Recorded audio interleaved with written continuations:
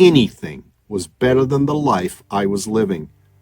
I could no longer tolerate the mental and physical stress that had been mounting after years inside the highest echelon of Scientology's international hierarchy. The physical beatings, the malnourishment and lack of sleep, the constant humiliation, the scales had finally tipped for me.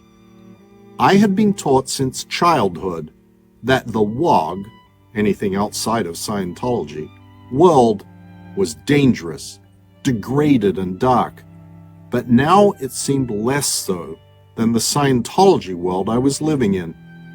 I had reached the point where any fate would be better than the continued torture of life near the top of the self-proclaimed most ethical and enlightened group on earth.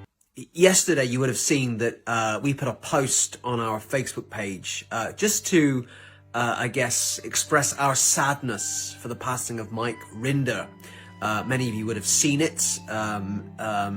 If you haven't, please do take a look. Mike Rinder was the, I would say now, infamous whistleblower from the Church of Scientology.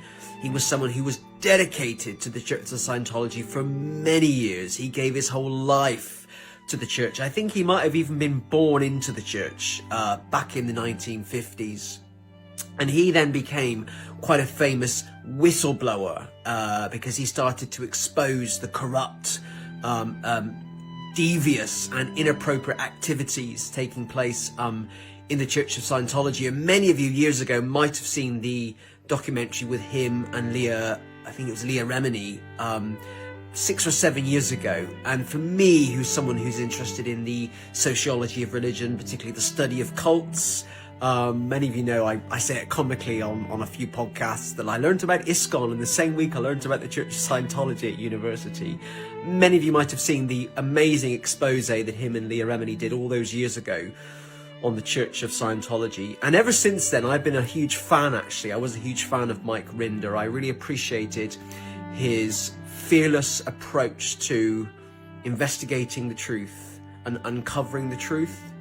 And I've certainly tried to do that. We've certainly tried to do that here at the Hare Krishna Project with our approach to investigations. The investigations we've done into child abuse, black magic, satanic ritual abuse, particularly within the International Society for Krishna Consciousness. And I've really tried to develop the same approach to Mike, where actually you're not necessarily anti something or anti the institution. You're anti the practices that take place in the institution.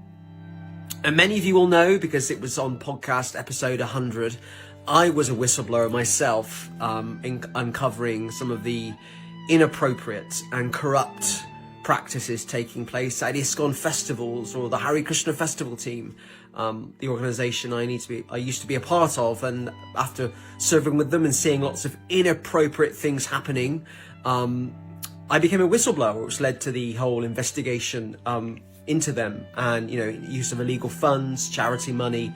But that's all on episode 100 of the podcast, the Hare Krishna Project podcast. You can see it there.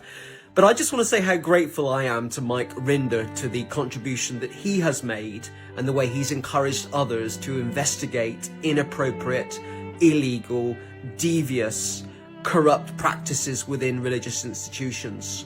Somebody asked me once, am I anti-ISKCON? Absolutely not. I'm anti-inappropriate things happening in ISKCON and all organizations.